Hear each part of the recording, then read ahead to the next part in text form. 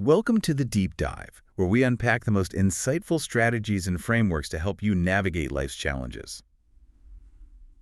We've all been there, haven't we? Ugh. That surge of motivation as you set a new personal goal. Oh, absolutely. Maybe it's finally getting those daily steps in, or dedicating time to a new skill, or, staying on top of your workload. You start strong, filled with optimism, but then, inevitably, real life intrudes. Always does. An unexpected illness, maybe, or just a crazy day at work. Or even just a blustery, rainy morning. Suddenly, that ambitious daily target feels less like a guide and more like a burden. Right. And the perfect streak is broken, demotivation creeps in. And before you know it, you're back to square one, feeling like you failed. Yeah. It's such a universal thing, especially with health and fitness goals. Today, we're taking a deep dive into a really flexible and surprisingly effective approach. It's designed to make those habits stick for the long haul. Yeah, something sustainable. Exactly. We're talking about what's called a tiered system framework, and our mission is to show you how it can truly transform how you approach your own goals, whatever they might be. And we're grounding this in a really fascinating personal account, right, from someone named Aang. That's right.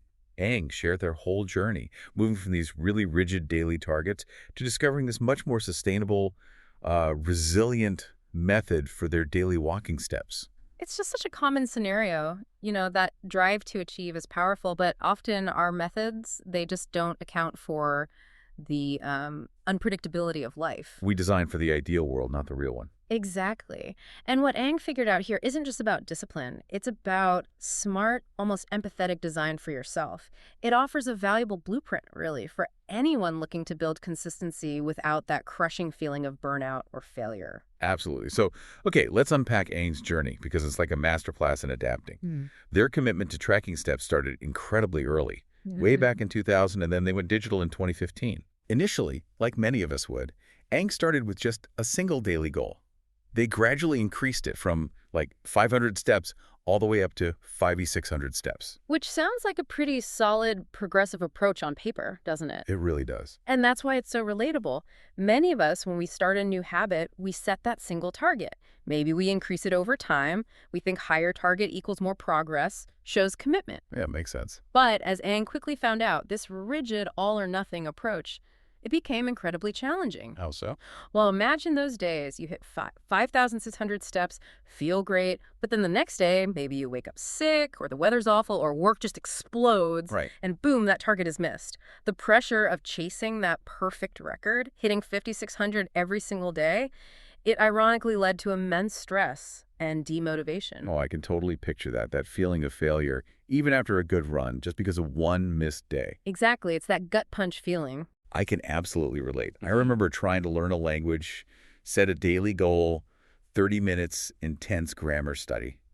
Miss one day. Uh-oh. Yeah, I just well, that week's a wash.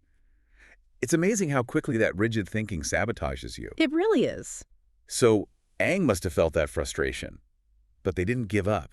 They adjusted. Instead of that strict daily goal, they moved to a weekly baseline. How did that work? What did that shift actually entail?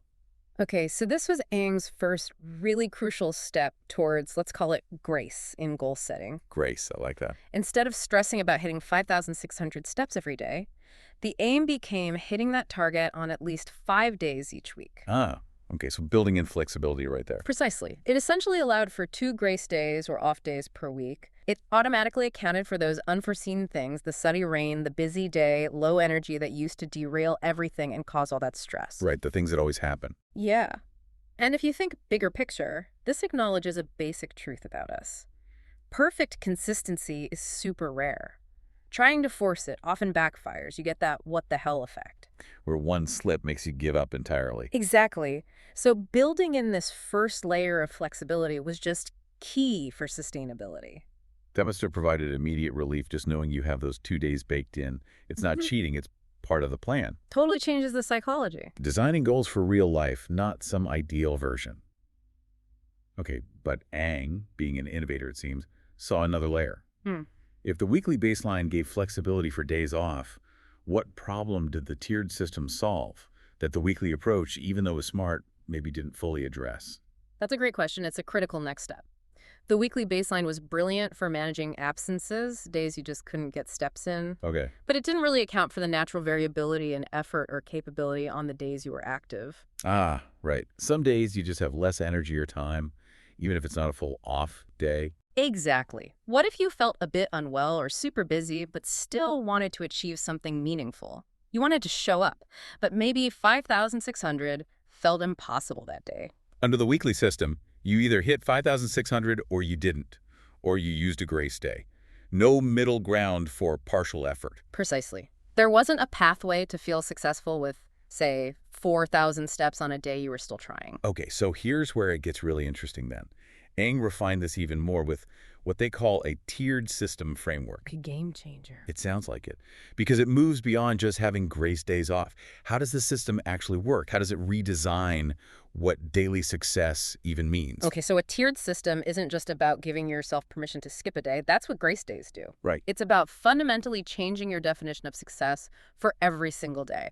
Instead of pass-fail, you have multiple, perfectly valid success points available daily. Like different levels of winning. Exactly. Imagine it like a staircase. Each tier is a distinct level of accomplishment for that day. You might have a basic, easy-to-hit tier, an intermediate, solid goal, and then an advanced, more ambitious target. So even on a low-energy day, You're not failing by default. You can still aim for and hit the basic tier, and that's a win. It shifts the mindset from all or nothing to always something. It celebrates any level of engagement, not just hitting the peak number. and Eng even used data to build this, which I think is incredibly smart. They had Gemini analyze their own 2025 walking data Yeah, an AI tool. to calculate their weekly averages. Mhm. And those averages directly informed the tiers. They weren't just random numbers. Mhm. For listeners interested in personal optimization, what's the takeaway about using AI for this kind of thing? Well, it's a really powerful component. Using AI like Gemini isn't just a gimmick. It lets you objectively analyze subtle patterns in your own data that you might miss just looking at it yourself. Finding your actual thresholds. Exactly. You leverage that computational power to figure out your optimal performance levels. Yeah. It ensures the tiers aren't arbitrary or based on what someone else does, but rooted in your actual history.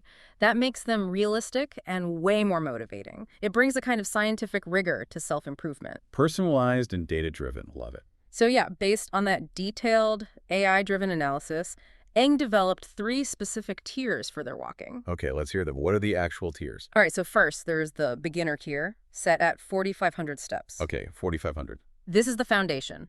It's based on Eng's lower weekly averages. So it's a target that's consistently achievable, even on days that aren't perfect, maybe light rain, slightly busier schedule. To get it done no matter what tier. Pretty much. Its purpose is to build consistency without pressure. It guarantees you have a success to celebrate, keeps motivation up, prevents those awful 0 days. It's your minimum viable effort that still counts as a win. I like that minimum viable effort win. Okay, what's next? Next is the intermediate tier at 6,000 steps. 6,000. So a step up. Right. This reflects Eng's overall average performance. It's designed as a consistent, solid goal for most days. It pushes you a bit past the basic level, but still feels very reachable. Think of it as the goal for your typical good day. Your standard solid effort makes sense. And the top. Finally, there's the advanced tier, aiming for 8,000 steps. Okay, 8,000, that's the stretch goal. Exactly. It's aspirational, based on Eng's highest weekly averages. It's for when they're feeling particularly energetic, motivated, maybe have extra time, like a beautiful sunny Saturday. It challenges them to push for their best, but crucially, without making it the only measure of success. Wow, that's incredibly powerful. It could completely reframe success. So what does this mean for you, the listener, maybe struggling with your own goals? Well, it means on any given day, instead of feeling like a failure if you don't hit some absolute peak number. Like that 8,000. Right. You can still achieve a totally meaningful goal at a different level that's appropriate for that day. Instead of thinking, I failed to hit 8,000 steps, it becomes, hey, today I hit my intermediate goal of 6,000 steps, and that's a win. It changes the whole psychological game. Turns potential setbacks into partial successes. Builds momentum instead of knocking you down. Empowers you to meet yourself where you are each day. Okay, I'm curious though. With 3 targets, 4,500, 6,000, 8,000, how does Eng decide which one to even aim for on a given day? Does having options create, like, decision fatigue? That's a really practical question, and it gets to the personal application. What Aang does and what the system encourages is a kind of daily check-in. Check-in. Yeah, just listening to your body, looking at your schedule that morning. If they wake up feeling a bit off or know they have a packed day, Back-to-back meetings. they might consciously set the beginner tier as the target. Today, 4,500 is my win. If they feel great, clear schedule. Maybe aim for advanced. Exactly. The decision isn't static, it's dynamic. It's empathetic to the reality of that specific day. And making that active choice is empowering in itself. It replaces guilt with mindful self-management. Instead of forcing yourself into a box, Yeah, you choose the right box for today. you got it. That insight about the daily check-in, that's really key. It moves from just accepting flexibility to actively engaging with your goals. This whole deep dive into Aang's experience, it just reveals such a powerful shift, moving beyond the tyranny of that single unforgiving target. By embracing this flexible tiered system, we're not just being easier on ourselves, are we? Not at all. We're fundamentally engineering resilience. We're building sustained motivation into how we pursue things. Yeah, engineering resilience. I like that framing. Precisely. It shifts the focus away from some idealized outcome towards consistent, achievable progress. It acknowledges that even small efforts add up massively over time. And it's not just about walking steps, is it? This framework feels really versatile. Oh, incredibly versatile. Think about applying it to creative work. Beginner tier. Write 200 words. Intermediate, 500. Advanced, 1,000. We're learning a skill. Yeah, beginner, 15 minutes practice. Intermediate, 30. Advanced, an hour. Even managing your inbox. Tier 1, clear urgent emails. Tier 2, process new ones. Tier 3, tackle the archive. Okay, yeah, I can see that. The core idea is always the same. Allow for flexibility, know that not every day is the same, and critically celebrate progress at multiple levels. That keeps you in the game longer, builds confidence with every single completed tier no matter which one it is. It really is like retraining your brain, isn't it? Yeah, Teaching yourself that progress isn't always linear and that consistent, imperfect effort often beats sporadic perfection. absolutely. It builds momentum and celebrates every step, however small. Okay, so as we wrap up this deep dive, here's something for you to mull over. A final provocative thought. How might applying a tiered system transform your most challenging or maybe longest-standing personal goal? How could it turn that old frustration into a consistent, sustainable journey of achievable progress, one intentional tier at a time?